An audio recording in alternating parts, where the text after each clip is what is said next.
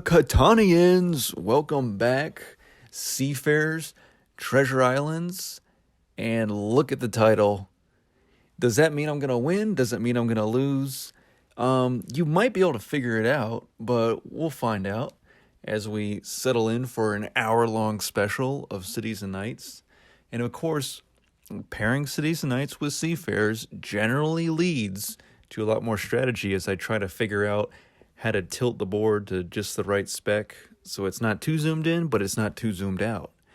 And so, yeah, normally Cities and Nights with Seafarers, lots and lots of strategy. But in fact, when you play on this one specific scenario of the Treasure Islands, there's actually less strategy involved than you might think, because you look at the main island, you're like, wow, that's a nice big main island, trying to figure out some good starting placements for building a knight and activating it to protect your starting city, but also trying to find a good placement that not only does that, but also sets you up to build on a good coastline area, maybe even grab a good port for your strategy, and then cast off to certain treasure islands. But at the beginning of the game, you really don't know what's behind every fog hex on all these treasure islands. So you just know that a good strategy on this scenario is to build out to treasure islands for the special victory points. But how are you supposed to know which treasure island has gold, which only has one water hex and one resource hex, which has a desert hex potentially, which has good numbers? You just, there's no way of knowing. So it's all a guessing game. So you basically have to play the treasure islands kind of like you're playing the first island at first for a while. Every once in a while, this is a caveat to that statement, you can build on the coastline with your starting settlement and then point a ship and discover a treasure island immediately, and you might luck out. You might catch a gold, you might catch like a 8 wheat, maybe a 6 sheep, you never know, maybe like a 4 ore. So you could get very lucky, but it's a high risk to do that. And the only time I would recommend really doing that is if your starting settlement and your starting city are going to bring you some ship production, some sheep and lumber cards coming your way so you can build ships. And that way, if you do that unorthodox strategy of placing your starting settlement on the coastline and your ship can touch Treasure Island, then you can quickly build a second ship, hopefully discover a treasure chest that you'll be just one more ship needed to connect to that treasure chest. But as far as it goes in general, like you see all of us, all 4 players, and the island is actually, it's very big for 4 players because there's a lot of expansion, because people are mainly building at least one of their starting city or their starting settlement on the coastline, because we know the name of the game is to go out to these treasure islands, discover what they have, earn salvage treasure, which is a whole bunch of different things, but then build on these islands later on for the special victory points. So that's why the main island always seems like it has a lot of space, because there's always at least one more good spot to build on the main island, or there's a good port to get to for almost every player. You see that red already has the 3-for-1 port. Orange does not have a port, but they are close to that 3-for-1 port if they want it on the 10 lumber, or they could turn around and try to grab that wheat port on the 3-8. And then for me, I'm going for the 3-for-1 port. It's not on good numbers, it's on 11-12 ore, but once I build on it, then I'll have the 3-for-1 port, and I can cast off from there to that treasure island, and I am not contested whatsoever. That's another thing with treasure islands. Make sure you're not contested for at least one of them, because if someone else can discover that island before you, they're going to get the salvage treasure, or they're going to get the treasure chests, which are pretty important to your gameplay, to your progress in the whole game. Usually you might find that people just start discovering all the treasure islands, they build out a bunch of ships, they take longest road within the first 5-10 minutes of the game, and you're just like, oh, that player might just like run away with the game. And sometimes they do, but other times it's kind of like it's like a, how should I describe it? A snake that is eating itself, if that makes any sense, because you build ships out to the treasure islands, but then you use the resources you gain from the hexes or the salvage treasure to just build more ships. So it's like an addiction that keeps feeding itself. And then once you run out of ships to build on that turn, then you can't really do much else. So yeah, you've discovered all these islands along the way, but all you've really done in the process is build out a bunch of ships. And you haven't taken care of your OG starting settlement and city back on the main island, and maybe even built another settlement on the main island to up your production. So it's kind of it's kind of a toss up, because on the one hand, do all the expanding, do all the searching, all the discovery you can with ships, but on the other hand, don't forget about your main island starting settlements and cities and the production that they bring, because that also brings value to your gameplay. So you kind of, I think the best way to play Treasure Islands is a balance of the two. Yeah, you want to expand, you want to go out and search with your ships, you want to hop aboard your Mayflower and go discover America, or what you think is India. Shout out Christopher Columbus.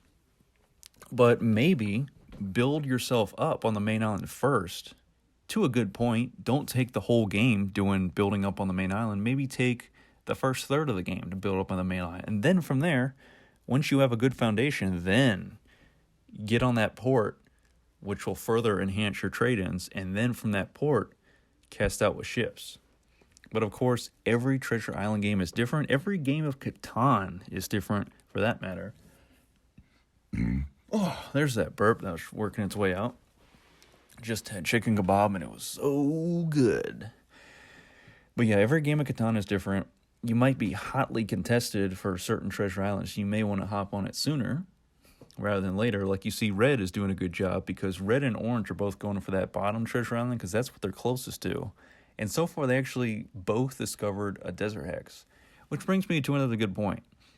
If other players are discovering stuff first, and they are discovering stuff that sucks, like desert hexes or resources with like 2s, 3s, 11s, or 12s on them, then you know that your undiscovered island that's like kind of away from everyone else, you know you have the potential to discover something good if they're discovering stuff bad. And there's already enough bad stuff discovered, even water hexes. If they're discovering just a water hex, and you're like, well, I have a good potential to potentially discover 2 good hexes, and neither of them will be water or desert.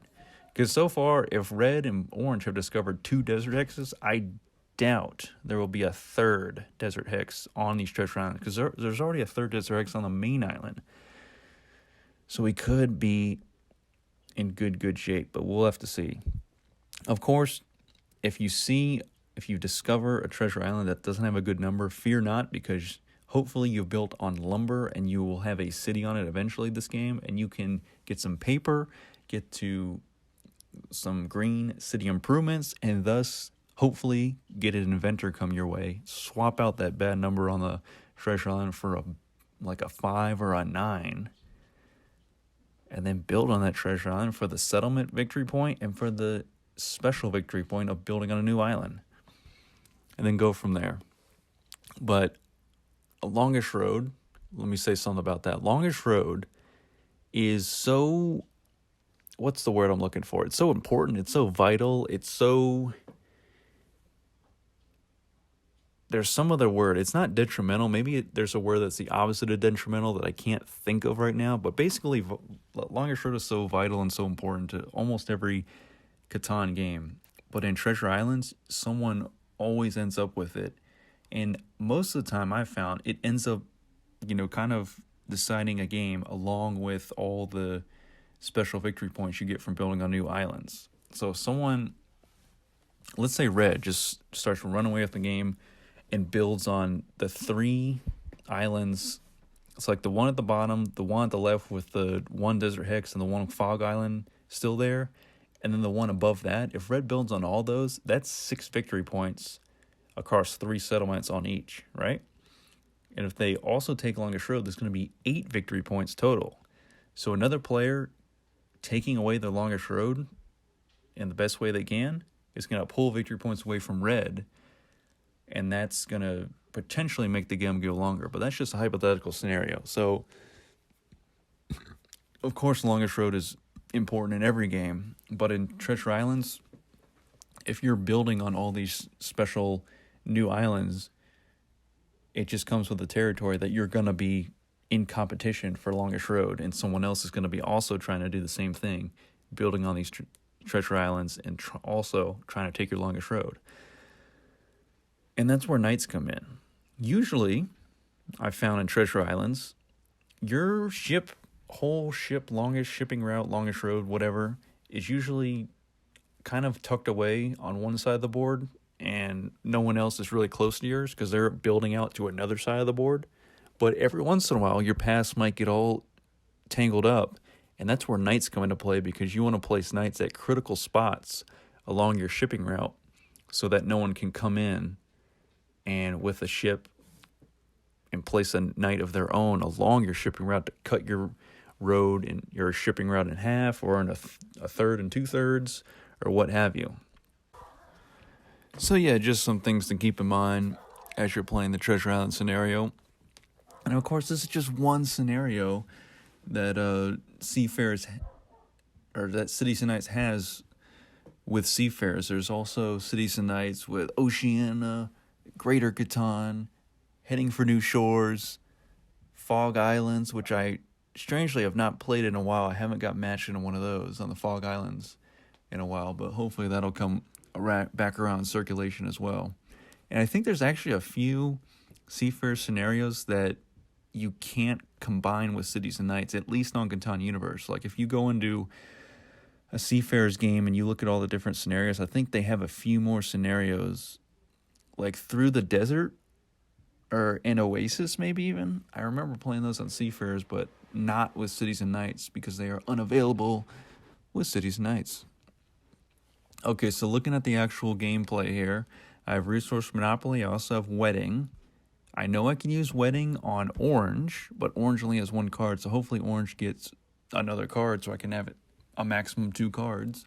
And maybe if Purple or Red decides to build a victory point, like if Red switches their ship over to make their ships in a continuous fashion, they'll have 5 ships in a row, which will give them longest road, which will allow me to use Wedding on both Orange and Red. But Red did pass the dice to Purple, so I may hold off on Wedding just to maximize its potential.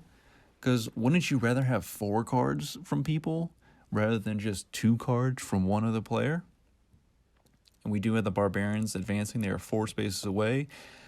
Thankfully, I do have 1 knight activated. I could promote my knight to a level 2 knight, or I could build another knight and activate that to have 2 knight strength and potentially win a Defender of Catan victory point. Because at this point, everyone else just has 1 knight. Purple doesn't even have theirs activated. So if Purple activates the knight on this turn, then we'll be fine. We'll be totally fine. Everybody will get a progress card of their choice, assuming no one else builds any more knights or promotes any knights. But wouldn't you rather have a free, or not a free, but a very easy to get victory point from Defender of Catan, especially at this point early on in the game, to jump up 1 victory point, and it's only going to cost you an ore and a sheep? You have to put it into perspective. Yes, that ore could be saved to get another city out on the board, earlier on in the game. But at the same time, if you have 2 knights, 1 protecting your city, 1 protecting your settlement, and in this case, my settlement also has some juicy wheat spots, and I would be protecting my 6 wheat and my 4 lumber. Having 2 knights protecting both spots could actually help out in the long run, just like a city would help out in the long run, except having 2 cities instead of 2 knights, you're more likely to be targeted and shut down because you have 2 cities early on in the game. So something to think about. But then, of course, my wheat goes and gets stolen from me, so I have to grab another one from this 9. And I will see if Orange is going to place another knight. I don't think they will. They only have 2 cards. And with that 9 roll, they definitely have a wheat. And they're going to pass the dice. So I will roll 5. Don't have it. but 5 is only brick and sheep. Although red does have a city on the 5 sheep, so they are getting cloth. Something to consider. As I get to level 1 yellow city improvements, red already has level 2 city improvements, and same with orange. Thankfully, at this point, I am the only one with blue city improvements, so if anybody's going to be getting blue progress cards, it's going to be me and me alone. And this is another good thing about progress cards. So I have 2 yellow progress cards, 1 blue progress card. They all deal with taking cards from other players. I think I have the whole layout right here. The only one I'm missing is Trade Monopoly and Bishop technically, but right now I basically have all the progress cards, all 3 right now in my hand, that deal with stealing cards from other players, stealing resource cards mainly from other players. Of course, Master Merchant, you can choose whatever you want from their hand. But what a nice setup to have, especially now that red jumped up to 5 victory points. Orange is at 4. I'm going to stay at 3. And once it gets my turn, hope, barring any constitution that may randomly pop up and bump me up to 4 victory points. But for now, I'm going to hope I don't get that for now, so that I can maximize my progress card strategy upcoming here. Because first, I'm going to want to use Master Merchant to take whatever I want from either red or orange. And then after that, assuming each of those 2 players have at least 2 cards left over, I'm going to use Wedding, and they're going to have to give me 2 cards of their choice. And then after that, I can use Resource Monopoly. Or maybe I'll use Resource Monopoly second after Master Merchant, so I can see whoever I'm Master Merchant from, I can see what other cards they have. Resource Monopoly, 2 of a sheep, for example, 2 sheep. And then if any other players have sheep, then I also get those. That way I know for sure that Resource Monopoly is actually going to give me cards guaranteed. And then beyond that, I can use the Wedding last. So I think that's the ultimate strategy if you ever get this setup of progress cards in your hand. And even while you're thinking of what to steal from other players or what to declare with Resource Monopoly, look at what the other players are offering in trades if they are making trades. That way you can deny the trades and then just steal that resource that they're offering, assuming they don't build anything with it or trade it away to another player. Then you know for sure that once you get to your turn and you roll dice, you can whip out that Resource Monopoly and be like, yo, Orange, I know you were just trying to trade a brick and a sheep, and I really need some brick right now, so Resource Monopoly brick, and if any other player also has brick, you're going to get that as well. So it's just the cherry on top. And look at that primo trade. They wanted to offer all those cards for a singular ore. So of course I had to take it. That's 4 cards for an ore. And they're going to build another knight with it and then activate it. All because they wanted to tie purple for Defender of Catan. So you got to respect it. But at the same time, it's like, you're going to give away 4 cards for that? And I got a diverse setup of cards. I got brick, sheep, and 2 wheat for it. So with Master Merchant, steal away the commodities, because now I also know what's in Red's hand. I can use Resource Monopoly mainly on them as well. But I'll use Resource Monopoly. I'll steal the sheep. So now I have a bunch of sheep. And then I can still use Wedding if I so desire. But I do see that Orange only has 1 card left. So I'd only get 1 card from them and then 1 card from Red with Wedding. So I'm actually going to hold off, I think, on Wedding. And for now, I'll just trade in for an ore, and I'll save what I got. Because now I just need 1 more ore, and I have another city on the board. But rats if my 9 isn't shut down. So I got to wait for either someone to trade me, or I got to wait for purple to not use the ore. But actually, I can't use Wedding on them, so never mind. I got to wait for someone else with more victory points than me to get ore, then steal it from them with Wedding, or just hope an 11 get trolled. Or, even better, I could hope for a merchant, because I do have enough Yellow City improvements to probably get a merchant along with every other player. But mainly me and Orange and Red have more than You have yellow city improvements level 2 or greater. Purple's still stuck at level 1. And then Bishop is going to be used on my 6 wheat. So me and red get a card stolen from us. Thankfully, I did not get an ore stolen from me because ore is hard to come by with my setup here because it's only going to be an 11. Wow, the burps. If you ever eat like a greasy meal, like a steak and cheese sub and fries, or some kind of greasy sandwich, like I just said, chicken kebab, you actually sometimes want to have a soda with it, so you get that carbonation in your system. It helps you burp up, the greasy meal you had, because I am just still burping it up, and here it is like an hour later. So with that 9, my 9 was open that time, so I grab a wheat, and I got the merchant I was hoping for. And at this point, if I use wedding, I would only get 3 cards. But at the same time, I'm about to throw merchant on the board, which is going to put me up to 4 victory points. So then wedding would not steal cards from orange. So I want to use wedding first, get 3 cards, even though I wanted 4. But red was slacking. They only had one card in their hand instead of 2. So I use wedding, get the 3 cards, then use merchant, and then build the glorious city. And now I have 2 cities on the board, and yes, I may be the targeted player along with red, but that's okay because I also make myself even more targetable because I place a settlement in the same turn I built a city. And I was like, you know what? I'm going to get shut down anyway probably, so why not build the settlement as well on the 3-4 port to gain the port? And now I am ready for ship access. I'm ready to cast off with my ship. Kind of like Jack Sparrow in Pirates of the Caribbean.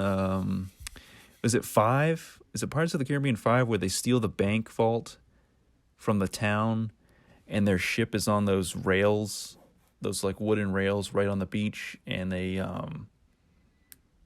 like take away some sort of stop that's stopping it from sliding down the rails in the ocean. Something to that effect. I'm ready to cast off and discover that treasure island to the right of my 3-4 port on the 11-12 ore. I am also eyeballing that 3-12 ore with the ore port, and that was a good trade there. Purple's offering basically a knight for a wheat, but I didn't have any cards whatsoever, so I can't take that trade. But I do have deserter.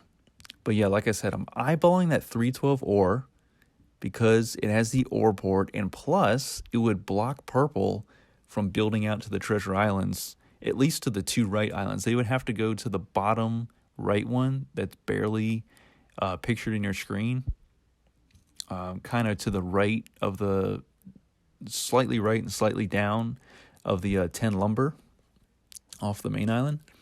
But if I could get on that ore port, I could kind of block them from the 2 treasure islands that I'm going for, and then those treasure chests and those potential salvage treasure discoveries would be all for me, all for Dupinator, because you want to be selfish in Catan.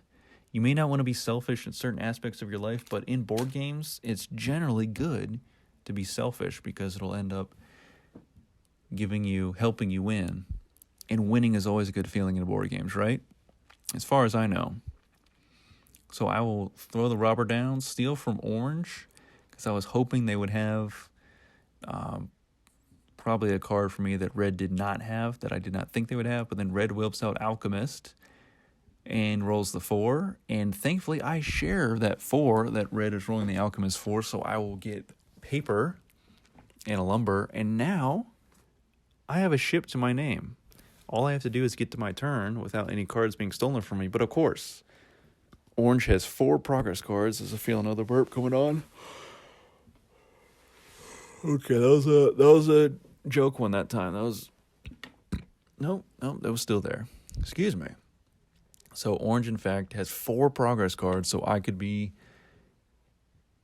screwed potentially soon incoming. I could have everything stolen from me, but we'll see. Now I get a second paper, and if we can make it a third paper, I can get the level 2 Green City Improvements instead of just level 1 on my turn. But I doubt another 4 is going to get rolled, because when am I ever that lucky in Catan, except every once in a while. Every once in a Catan moon or a blue moon, however you want to say it, the dice rolls just go my way, and it's absolutely glorious. And thankfully, I am getting blue progress cards. And like I said, no one else is getting blue progress cards so far. We're already 25 minutes into the game. And then instead of a 4, I get an 11, which is arguably better. And now I have Spy, and I kind of have to spy on Orange because they have 4 progress cards to their name, whereas Red has only 2. So first I'm going to build the ships, discover a gold field. Okay, that's perfect. And the gold is a 5, so that's a great number. Reactivate my knights, and I'm going to have a look. I have to have a look at Orange. So Orange actually has 2 medicines, 1 merchant, 1 smith. And at this point, I'm like, should it be merchant or medicine? Or even smith, but I think medicine or merchant. And I'm going to go with merchant in the end because I'm aggressively trying to get to that science bonus as well as continue my expansion. And also, if I build 1 more ship out, I'm going to take Longest Road because Red has not done so yet. So I kind of want Red to take that for now, just in case I come across like a Saboteur for my hand, or, Red gets, what would they get, like Master Merchant, they can't use it on me because they have Longest Road, but I don't. That would be ideal. And then I'll worry about trying to steal Longest Road later on.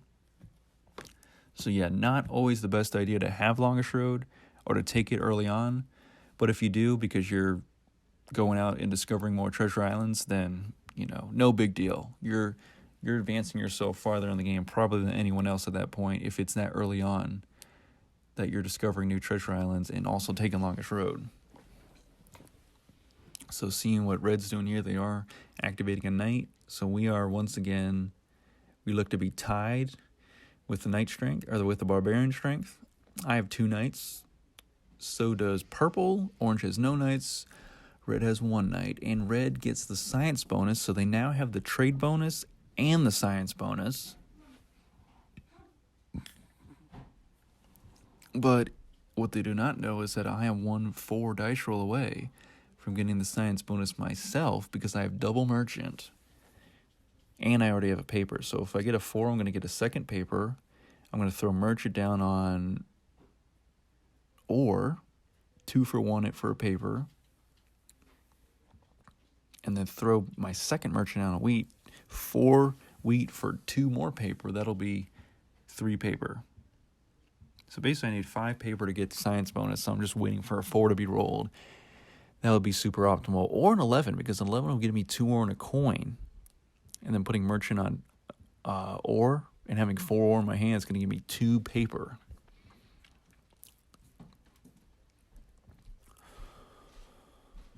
I also have intrigue, but right now I'm not super worried about that. Unless purple decides to go crazy with Longest Road right over by their 3-6, then I'll point a road down from my knight in between the 6 and the 12 and then use intrigue, but I don't see myself having to do that anytime soon. I'm more worried about Red taking Longest Road, but they'll probably do it in ships instead of connecting their settlement and their city together. And another good spot that I'm also looking at is that 8-9 spot with the wheat port. I don't know if Red has considered that because all they have to do is move a ship over or build a ship and then a settlement to get on that 8-9 with the wheat port. But I'm thinking if I can get a road building, which I get alchemist here, so that's cool too. But if I get a road building and I can save up for a settlement, I can build on that 8-9, like sneak in there before Red. And that will really help me out in terms of production, in terms of having a good port. I won't have to put merchant on wheat anymore because I'll have the wheat port. Just something to consider. So I'll trade in 2 wheat for a lumber, grab another ship. I will take Longest Road by default. And I'll discover a 3 ore. So that 5-3 spot is not too bad. Not looking too bad at all. And I can further trade in. So I'll do 2 wheat for the second paper. And now I have 3 short paper away from the science bonus, but for now I'll just reactivate my knights. And I'll hope for more wheat to get rolled because I still have the merchant on wheat. So trading in the wheat at a 2-for-1 rate is optimal right now. Before I tried to move my merchant over with my second merchant progress card to either my sheep or my lumber, my sheep or my ore hex. So red builds a fifth road, or fifth ship, and then a sixth ship to take longest road for me, which I'm okay with. And they discover a desert, which they discovered earlier, and a water hex. They do get salvage treasure, but they don't discover a resource hex that they can build on that will actually give them resources, which is good. They still have to keep building out, because they did discover that 4-6, and they did build on it. And the 4-6 is okay, but of course it's not giving them any commodities. And of course, Cities and Knights, the main game, the main strategy is Metropolis is, right? Except in, I guess you could say, Treasure Islands, it's Metropolises, or Special Islands with special victory points also play a huge role. So I will give you that in that debate. But red is also going to build out some roads. Looks like they want to double down on the 4 wheat. So yeah, if I get longest road, I definitely want to, if I get road building, I definitely want to get on that 8-9 spot before red, because that's going to really, that wheat port will really enhance red's gameplay, and I want it to enhance my gameplay. But I'm not going to make it hot. I'm not going to build just one road there, not even two. I kind of need road building so I can save it for the settlement with my resource cards. Purple coming at us with a 10. I don't have a 10, so I'd have to watch purple and orange both get paper. Unfortunately, I don't have trade monopoly to steal their paper away. But then again, purple didn't have any green city improvements built whatsoever, so they're going to go ahead and spend the paper immediately, get green city improvements level 1. But yeah, I think orange and purple are very behind. I think it's red clearly has the lead. I'm kind of in second. I have the potential to kind of match red, but I'm still feel kind of behind them in terms of progress so far. And unless purple or orange make a comeback, if orange takes the yellow Metropolis before red, then we are in a very balanced game, and that'll be good for me. And there's that road building that I wanted, but except purple had it, and they're going to use it for themselves.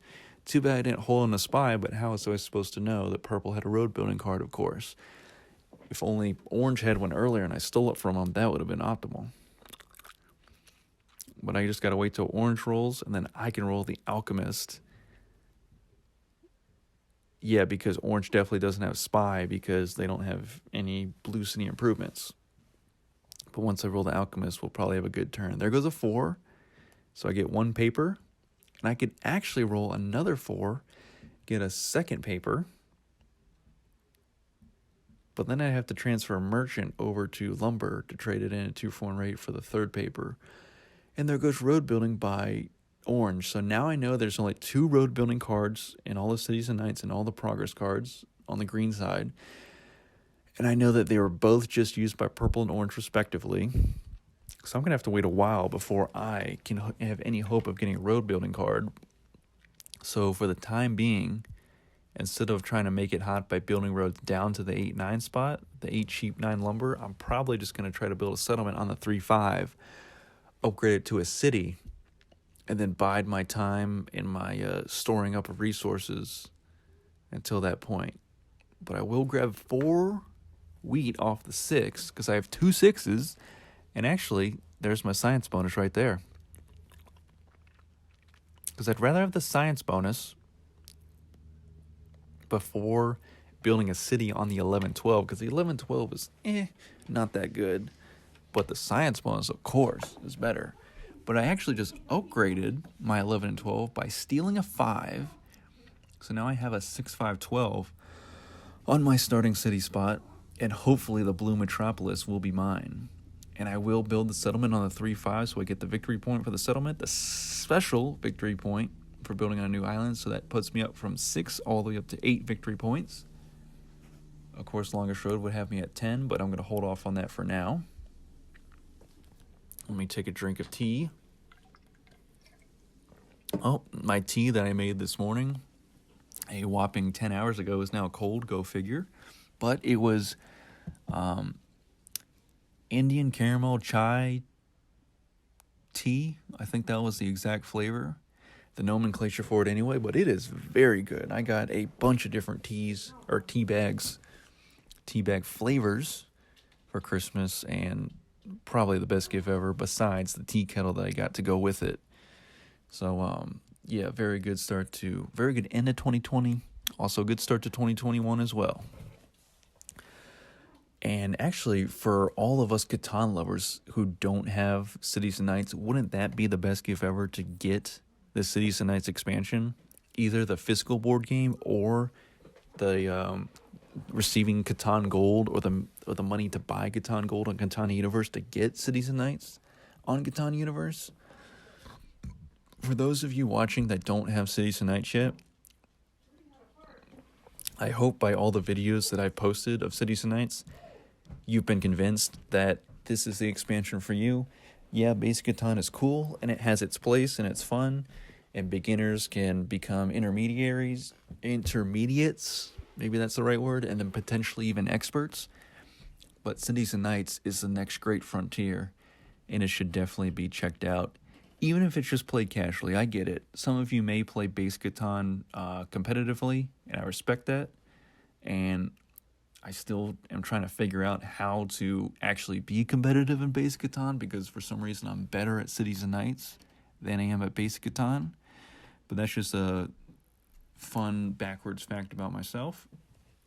But yeah, consider Cities and Nights either competitive, for fun, for leisure, for what have you.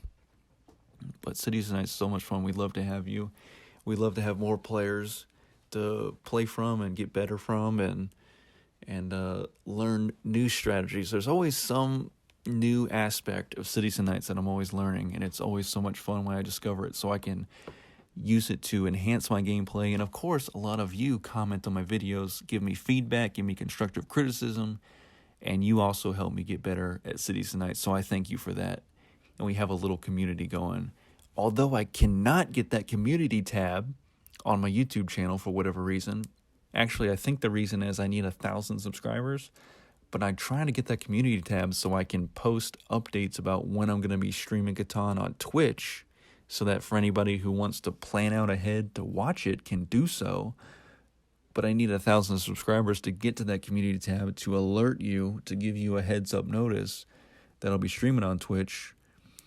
But it's like, I can't do that until I have a bigger following. But at the same time, how do you have a bigger following unless you can do stuff like that? So YouTube, if you're listening in, maybe give the community tab to maybe not everyone on YouTube who posts videos, but maybe give it to like people who have at least, I don't know, 300 subscribers.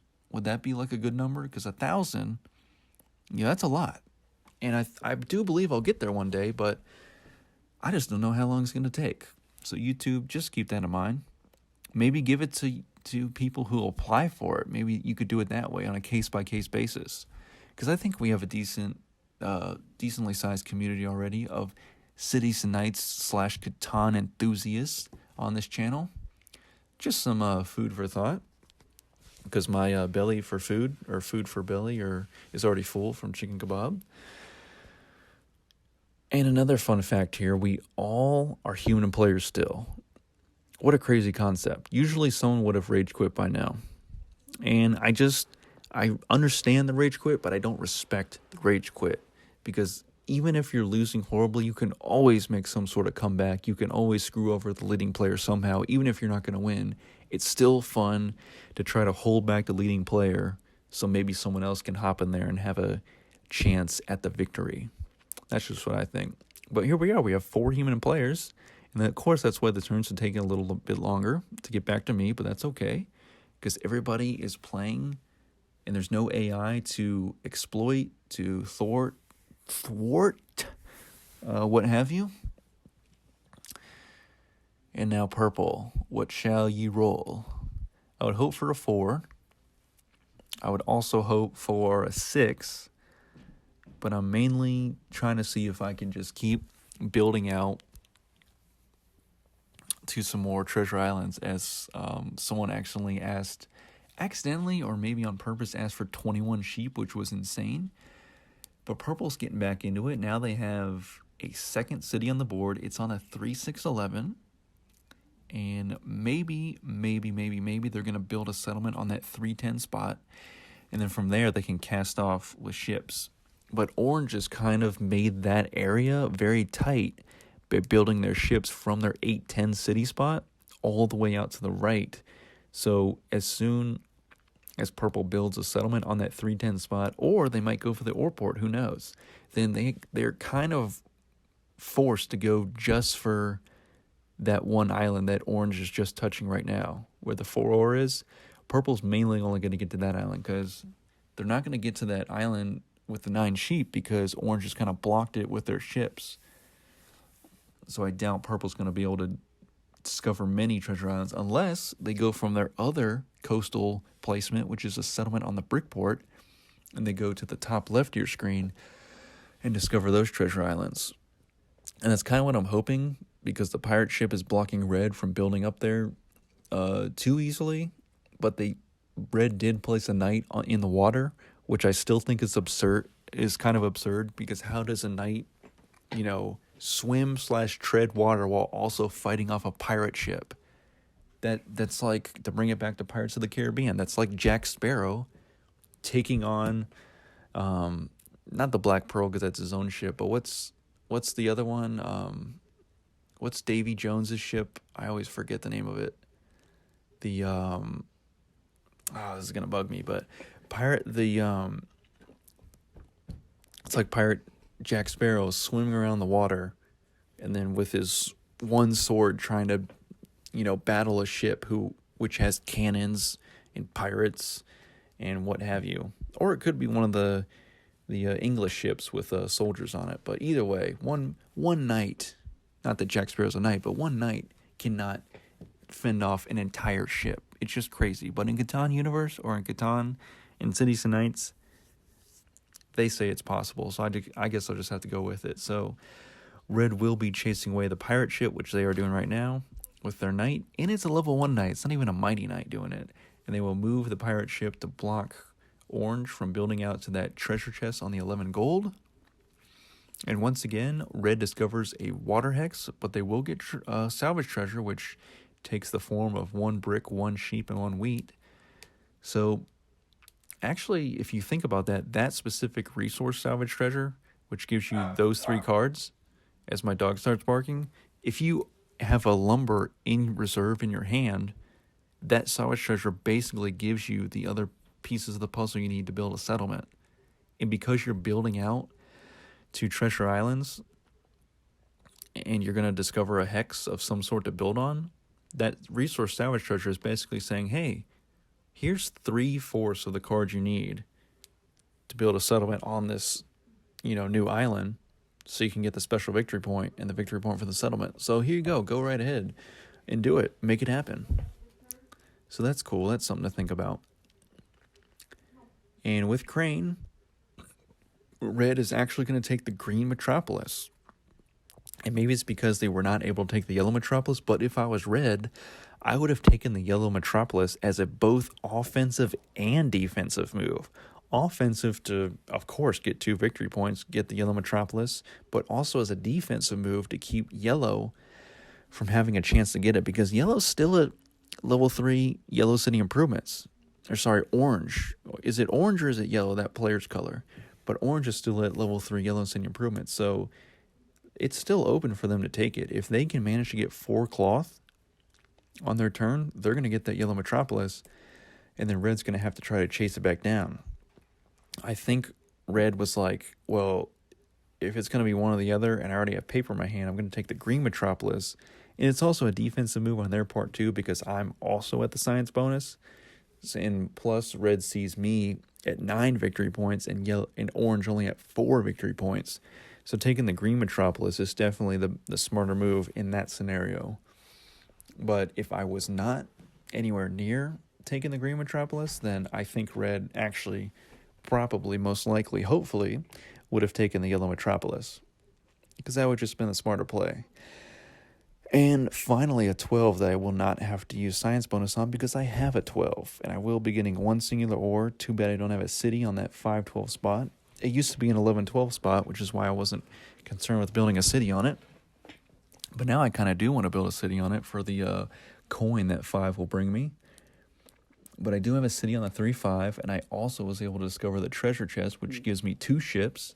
And now I just need one more ship to discover a treasure chest and a fog hex. And I want to get there before Orange does, so I'm going to do that now. And the treasure chest is going to give me 2 resources of my choice. And so I could take 2 ore, but I do actually want to take a wheat and a brick and hopefully get a settlement here very soon. Because I do have merchant on the ore. I could trade in 2 ore for a lumber, and even after activating my knights, I still have 1 wheat left over, and I can do all the things this turn, and I have just the exact amount of cards I need, so now I have no cards left, but I have a settlement on a new island, and that is the name of the game, building on new treasure islands in the treasure island scenario. So now I am up to a whopping 11 victory points, but we're still not out of the water yet. Well, I mean, we're kind of out of the water because we went up to shore on that 10 ore and got out of the water, but in a figurative sense, red is at 10 victory points, but with 15 cards in their hand, they could be getting a yellow Metropolis this turn. We're going to find out here shortly. Because with that 6 roll, they got wheat. I did get a bunch of wheat, but red also got wheat. And they actually upgrade the settlement on the 4-6 treasure island to a city, going up to 11 victory points. And there it is. There's the yellow Metropolis. They're now at 13 victory points. So the name of the game now, the ultimate strategy, is stealing a Metropolis. So I'm going to work on the green one. Hopefully, Orange has my back or has my similar thought process and is going to try to steal the yellow Metropolis, because that will, if we can manage to steal both Metropolises working together, we're going to pull red back down to 9 victory points, because we see red still having longest road by a large margin. They are very close to getting on that 10 wheat. If they build on it, they're going to go up to 15 victory points. And if they also decide to build on that, what is that, a 2 brick that they haven't built on, or the desert hex they haven't built on, that's an additional 2 victory points beyond that. And I think we're only going to 16 victory points. So they are very close to winning. So Operation Steal a Metropolis is in full swing. Thankfully, I have merchant, so I can swap it over to wheat. But I'm really hoping for lots of wheat, lots of gold, and lots of 4s to be rolled so I can get paper and stuff to trade in with for more paper. Also, more progress cards would really help out a lot, but we'll see what happens. And irrigation would be sublime, so would mining. But yeah, it's gonna take me 9 paper. 4 for level 4, 5 for level 5. So yeah, a total of 9. There goes the first paper right there. Of course, red also gets a paper. Resource Monopoly, don't take my wheat. Okay, orange will take the lumber instead, which is fine. I just want all the wheat I can get so I can put merchant on wheat, trade in that wheat for all the paper I can, get to level 4 green city improvements, and maybe even level 5 and steal a Metropolis. I just love that aspect of the game, that when they were making Cities and Knights, they said, you know what? Let's make it so you have the ability to steal a Metropolis. Just that fact alone is awesome. And at this point, I'm like, well, I could put merchant on wheat right now, but maybe I'm just going to wait, because if I can get some ore, I can do the trade-ins 2 for 1 for the ore and then move it over to wheat after that, and that'll maximize how much paper I can get. Now we do see the barbarians advancing. Hopefully purple hangs on with the knights they have so that red will not get a Defender of Catan victory point. So everybody who is not in first is kind of playing their part, and that's pretty awesome. So of course purple is still probably trying to get on either the ore port or the 310 spot. And of course, if they can get the Defender of Catan victory point as opposed to anyone else, that would also be good. Unfortunately, red does have Resource Monopoly, but they do get my 1 ore. Thankfully, they didn't do it on wheat. Oh, excuse me. Good golly gee. Good golly gosh. Okay. Orange does have 7 ships. It's too bad they can't sneak over to the ships that red has off of the 9 lumber and go over there and place a knight, because that would cut red's longest shipping route down by a good amount, which would be optimal. But I really do need to work on getting longest road here. That's going to help me out a lot. But it's going to take some more ships and maybe even some more roads inland to do that, because I could also build some roads up towards that 8-4 brick spot and get on it before purple does. But right now, my production just sucks, so I'm hoping for something good. There goes a 6 and a spy. So I'm going to have to spy on red this time. Even though red only has 1 progress card and orange has 2, whatever progress card red has, it could be extremely good. So I'm just going to have to steal it from them. Even if it's not good, the fact that they won't be able to use it will be peace of mind, right? And orange does get the science bonus, so maybe now they'll work on stealing the yellow Metropolis, because I think that should be their main focus. And maybe in future games of Catan, actually communicating in the chat these facts would be a good thing to do. But it also alerts the leading player what our teaming up strategy is. So it has its pros and cons. So I get the 7, so of course I'm going to shut down red. And I also get mining from spy. So I steal red's mining, which was good for me because I get 6 ore. And before I move merchant off ore, I'm going to have a field day with trading it at a 2-4 rate. So I trade in for a bunch of paper, get to Green City Improvements level 4. And now I have 6 wheat in my hand, which equals 3 paper as soon as I move merchant over to wheat. But I'm like, you know what? I need to get 5 paper, not 3. So maybe I'll hold off. And hopefully red will not win on this turn. And there goes another 6. So if it gets to my turn and no 7s are rolled, I'm going to steal that green Metropolis. And I'm going to be the happiest guy doing it. It's going to be glorious. It's going to be maniacal. It's going to be insane, but I'm going to love doing it. I just need red to not win this turn so I can pull it off. And then after that, I need orange to steal the yellow Metropolis, or maybe I'll go for it, or maybe even I'll just go directly for the blue Metropolis, but 5s have been kind of letting me down here lately. But if 5s start getting rolled a lot, I can make the blue Metropolis mine, and that will also mean that red will only be getting 1 card a turn from science bonus because red does not have a 5, which is good for us. We just need those 5s to get rolled. So red goes up to 14 victory points. They build a city on the 6-9 spot on the main island. There goes another 6. I have all the wheat in the world, and thankfully there is no Monopoly card like there is in Basic Catan, because a Monopoly on wheat would devastate, would cripple, would crumble, destroy my entire strategy. So thankfully Resource Monopoly only takes 2 of a certain resource and not all of it. But then Saboteur has to be used, and it basically still has the same effect. Because now all this wheat that I was getting ready to trade in to steal a Metropolis, purple had to go and use Saboteur. And I'm like, purple, purple, you see me working on this Metropolis steal to keep this game going. All you had to do is wait 1 more turn to use that Saboteur. But no, purple just saw the glamorous look of Saboteur and was like, you know what? This thing looks too good not to play, so let me just play it. So I understand, but at the same time, I needed all those wheat. So now I do have to backtrack a bit, but the gold field does come into play. So I'm actually going to take just 2 ore because I still have merchant on ore. No one stole it from me yet, which is amazing. And I can do it this turn. And orange passed the dice. So all I have to do is not roll a 7. And what do I roll?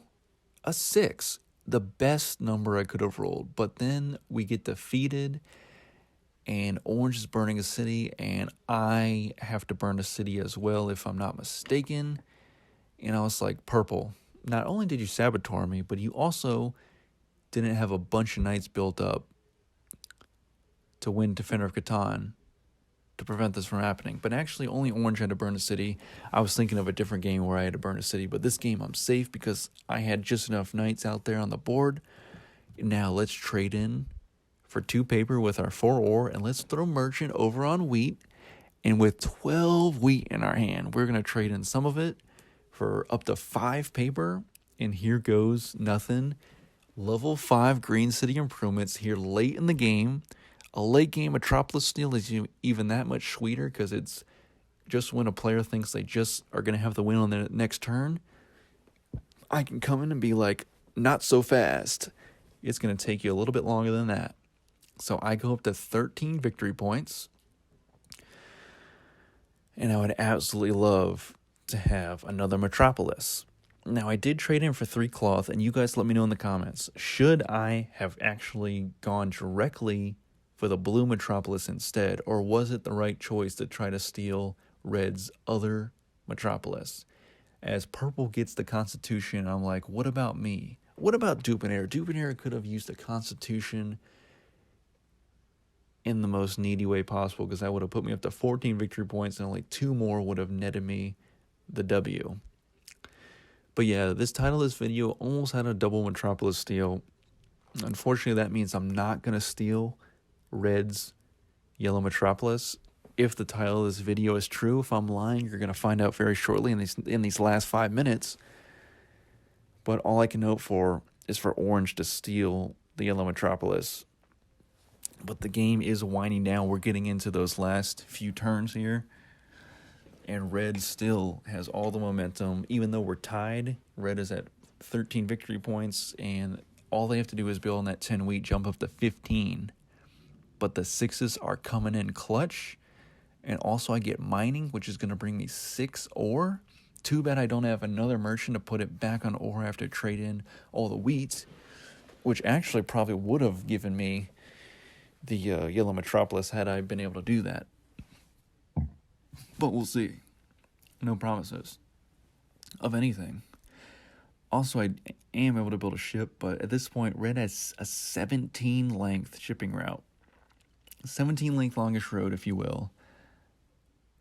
What do you do with that? I would have to build from my Metropolis city on the off the 6 wheat and the 4 lumber. I would have to build over to the coastline on the 6-2, build the settlement, then build some ships out, then place a knight to cut up red's longest road.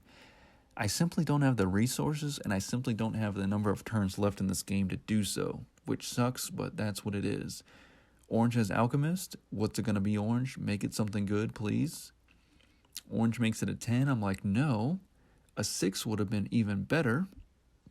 A 6 or a 5, but of course orange favors the 10 because they have a settlement on one 10 ore and a city on the other 10 ore. So I get it. I do get a 10.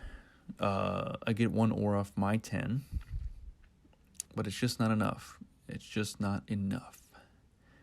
Orange will build a city with medicines. It'll go up to 6 victory points. And I think that was one of the medicines they were holding on to that I saw in their hand when I spied on their progress card hand a long time ago in this game. So it's crazy they were still holding on to medicine after all this time. I roll a 9, and I was hoping for a 5 or a 6. I will get some wheat off that. I do have bishop, so I will definitely be stealing a card from red, and I'll choose to steal from red and orange. And at this point, I could have traded in some wheat for some sheep, built 3 ships, and with the ore, built a 4th ship, but that's only going to put me at 12 longest road, or 12 length road, 12 length shipping route. So, yeah, that's not going to do much for me, so I just have to try to do some more trade-ins. And I do actually have 20 cards, which is insane. I have 1 city left to build, which will put me at 14 victory points. So that begs the question, if I had gone for the blue Metropolis instead of the yellow one, I don't think I would have gotten to it, but I think I would have gotten a lot closer, actually. I would have gotten to at least the politics bonus, and then only been 4 coin away from winning the game. So instead, I would trade up to level 4. It basically, if I had done the double Metropolis steal, I think I would have won the game, honestly. Because even though red is about to build on the 10 wheat and get 2 victory points from it, I think I would have had a very good chance. And here it is. The salvage resource treasure is being displayed perfectly because I had a lumber left over in my hand. I got the brick, the sheep, the wheat I needed to also build the settlement. So I'm at 14 victory points, 2 away from victory. There goes a 9. Red has a bunch of cards, and that's a total of 12, plus they have a progress card. If the progress card's a merchant, they'd pretty much win. But instead, they will, let's see, was that a settlement? Yep, so on the 4 wheat, so that's 14 victory points. And they probably just need to trade and build one more settlement. Or they could be going for that treasure chest. Yep.